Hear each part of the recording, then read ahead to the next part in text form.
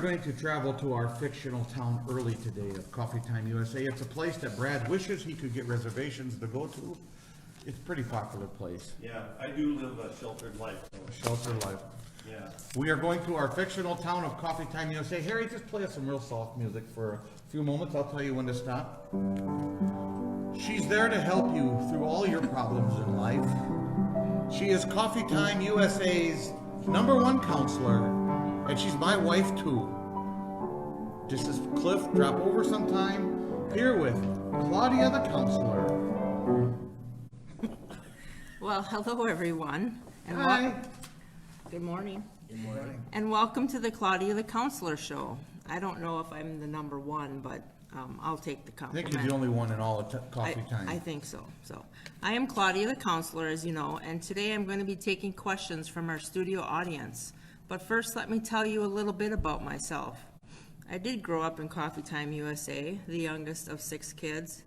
I have 3 sisters. One is a brain surgeon, one is an oral surgeon, and one is an orthopedic surgeon. And I have 2 brothers also. One is a heart surgeon, and the other is a plastic surgeon, and I am a counselor.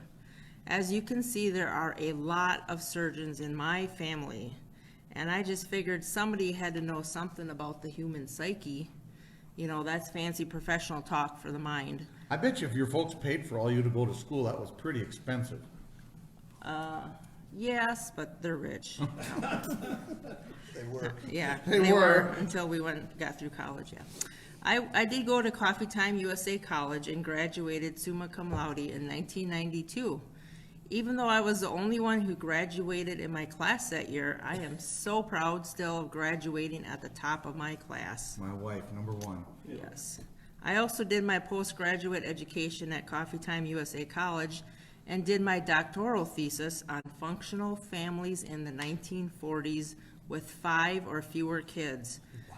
My professor said he never knew anybody who ever did a doctoral thesis on that subject, and he said he probably never will again. I've read it. It really puts me to sleep at night, let me tell you. It's good for insomnia. Well, on today's show, I'm going to be taking questions from our studio audience regarding communication and listening. So let's go to our first question. Well, I'm going to go first. This is unleaded gas pump. And everybody knows I've got a twin brother diesel. And I'm just here to tell you that he talks for hours and hours upon hours every day about fixing electric typewriters. He is very good at it, and I always listen, but I never understand a word he is saying. The ins and outs of a 1970s electric typewriter is not something I understand. It is above my pay grade, and what can I do to make our conversation more enriching? Well, unleaded gas pump, you just need to be more open and honest with your brother and tell him you don't understand and need him to explain what he's talking about. No way. I can't even think of doing that. I don't want him to think I'm stupid. Well, if the shoe fits, wear it. But seriously. She can be really a smart counselor too sometimes, let me tell you. Yeah, sarcasm runs in my genes. But seriously, you could try asking him questions during your conversations to help clarify what he is saying. This could maybe help you better understand him. Okay. So let's go to the next question. Pastor Dave Nocash here. Paul Marshall is always sleeping during my sermons. It really bothers me. What should I do? Well, you could always slam down a book really hard, like, on the pulpit, and that would probably wake him up, but that would probably be funny for the rest of us, but not for Pa Marshall. So, he might get mad at you, Dave, Pastor Nocash. But, and he might want to decide to throw tomatoes at you the next Sunday while you're preaching. Yeah, wake me up. Or worse yet, he's kind of old, so he could have a heart attack from that loud sudden noise. I know I would. Yeah. So probably the better, the wiser thing to do is just to have an open and honest conversation with Pa Marshall and tell him how sleeping in church during your sermons really makes you feel. I have told him, Claudia, several times. Paul Marshall just says that he's not really sleeping, only closing his eyes, and that even if he was sleeping during my sermons, he still knows what I preached. He always says I preach about God. I have to admit, he is always right about that. Boy, he's good. Wow. Well, I do hope so, that you're preaching about God, because you are a preacher after all. But that's a pretty vague statement. I think it just sounds like Pa Marshall might be minimizing his problem, and maybe he's even in denial about it. So maybe you could try to help, better express your feelings to him and how it affects you. Just try using statements that begin with I and not you. So that is, I feel, however you feel, Dave, truly, get in touch with your feelings. When you sleep I feel blank when you sleep in church while I'm preaching, not you make me, because that's just like blaming him. So this could help improve understanding, for him, hopefully, and better communication by letting Pa Marshall know how you truly feel about what he's doing without placing the blame on him and him getting defensive. That usually closes the line of communication and understanding instead. So, let's go to the next question. Well, this next question comes from my good buddy John Marvin, who's watching. John Marvin says, Claudia, I always heard that it's hard for someone to hear a worthwhile thought with an open mouth. Is that true? From John Marvin in, what town is that? Augusta, Wisconsin. Okay. So he doesn't own a cafe then. You don't own a cafe. Okay. Okay, that is so true, John. I think it was John, right? Yeah. Okay. I talked to him last week, John Marvin. And don't you remember that I told you that? Well, maybe that's because John had his mouth open that time. That's funny, but yes, probably so, knowing John. No, just kidding, John. We love John. But you know what? When you had your mouth open, the funny fly furiously flew in your mouth. I just love the same letter sentences, but anyways. But seriously, I think that saying means that when we are talking or not paying attention, we can't really listen well. There is a reason God gave us only one mouth and two ears. We should try to listen more than we talk, and I try to tell my husband that from time to time. So, but I still love him. And he didn't listen. James 1:19 says, "My dear brothers and sisters, take note of this. Everyone should be quick to listen, slow to speak, and slow to become angry.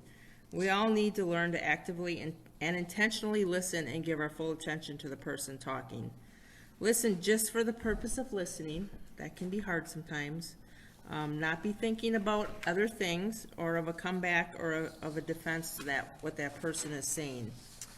I know this really isn't easy or natural, not even for me as a counselor. But, the more we practice actively and intentionally listening, the easier and more natural it will become." So let's go to the next question. Keyboard Harriet here. Claudia, as you know, I teach music at Coffee Time USA College. Lately, I have been having a hard time getting my students to really listen to me so they can learn and get a better grade. What can I do to inspire them to pay more attention and learn?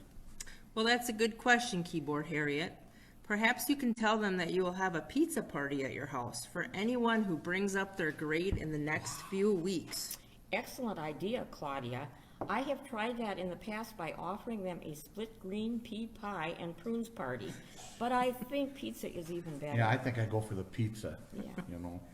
Well, you know what? Split peas and prunes might be good for getting a certain part of their body to move. But anyways, pizza would definitely be better at moving their motivation.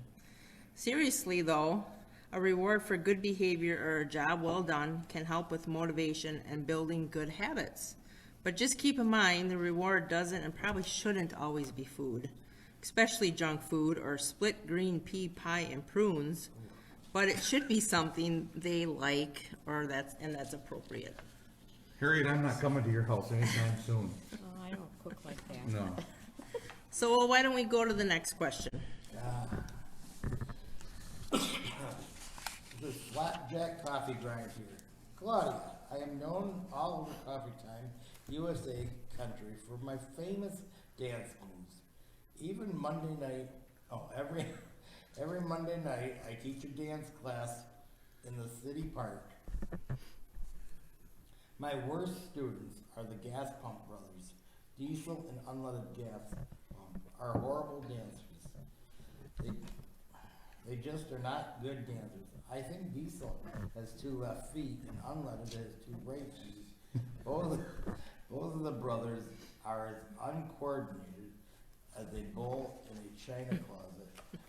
What can I do to help them improve? Well- Diesel, I thought you were a good dancer. Or am I I? admit it. 2 right feet. That's a good question, Claudia. What can we do to help them be better dancers? Well, I don't know if that's possible, but you can just encourage them to do the best that they can and just to have fun and not to compare themselves with you, Flapjack, because you're just one of a kind. Aw, shucks, Claudia. You know how to make a dancer blush. Oh my, look at that blushing you are, Flapjack. I didn't know compliments had that effect on you. That reminds me, just make sure the encouragement you give to Gas Pump Brothers through compliments or praise are always sincere, honest, and affirming. No sarcasm is necessary then? I suppose? Well, it'll come. Well then, I guess I better not tell the Gas Pump Brothers they are good dancers, but I should think of something more creative instead of something that is still encouraging, but also true.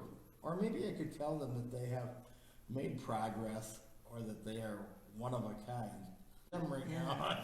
You just, yeah, well, yeah, let's just go to the next question. Yeah. Because you still are one of a kind. All right, this is Unleaded Gas Pump here again, Claudia. As you know, I am the mayor of Coffee Time USA. I find it to be a very challenging job, to put it politely. I try to communicate that I want to be everybody's mayor, but Claudia, I get stressed out trying to make everyone happy. Phil, the airline pilot, wants a new stop sign put at the end of 3rd Street, while Marge, the librarian, wants a yield sign instead. Yield or stop is a subject enough to give me a migraine headache, along with rheumatoid arthritis in my nose. What can I do to make them all happy? Well, if I can say this, I know that unmanaged stress can cause headaches from experience, but wow, I never heard of anyone getting rheumatoid arthritis in their nose. That's unbelievable. Just wow. But anyways, Unleaded, I can relate to trying to make everyone happy or being a people pleaser. The truth is, you or I or no one can always please everyone. It's important to realize your strengths and your abilities, and yes, you do have them, but also your human limitations, and to rely upon God to give you the help and guidance you need in your job as mayor and in every area of your life.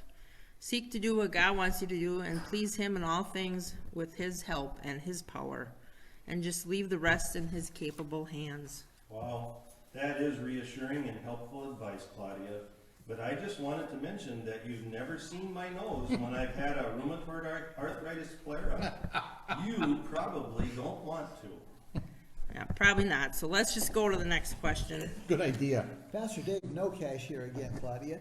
During the Sunday morning offering at the church, I have at least 8 people who always want to make change in the offering plate. Ooh, that's hitting kind of close to home.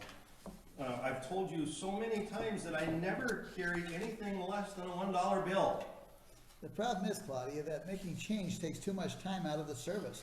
How can I communicate to these people that we cannot continue this practice? Well, Pastor No Cash, you should just tell them that they need to go to the bank during the week or on Saturday and get the change they need, so they do not have to do it Sunday morning come the offering time. Wow, Claudia, you sure are a good counselor. I never thought of that. They never taught me that stuff in Bible college. Well, that's probably because your professors in Bible college have never seen that happen before at all. After all, Coffee Time USA is a very unique town with very special people. So, Pastor No Cash, just remember that it's okay to confront improper behavior in a respectful and kind way. Otherwise, the behavior will probably continue and could even get worse. Establishing and following healthy boundaries are needed to help relationships to be healthy, including in churches. So let's go to the next question. Well, Penny, we are going to our mailbag. She wanted to be here so bad, but she was at her sister's house this weekend. But Marcia Macaroni from the Marcia Macaroni Cafe Says, Claudia, one of my customers at the Marcia Macaroni Cafe, Bugs Malloy, whom I love so dearly, Marcia writes, just recently broke up with his girlfriend, Susie Sawmill. She sat him down and said, Bugs, it's not you, it's me. I don't like you. Bugs is such a sweet guy, Claudia, and now he thinks he's an awful person and that nobody really loves him. Marcia wants to know, Penny, what can she do or say to Bugs to help him? Claudia, how can I communicate to him that this is true? She sounds very upset in this letter. This is not true. Well, that it's not true. Yeah. Yes, and Definitely. Marcia sounds very upset in this letter. Well, she's a sweetie, so. But anyways, Marcia, you could probably surprise him with a free dinner at the cafe with his favorite fresh flowers on the table. But please just don't serve Bugs any bugs for dinner. Only his favorite foods. Only with prunes. Yeah, maybe not any Yeah, prunes, yeah. unless he's, having problems, so.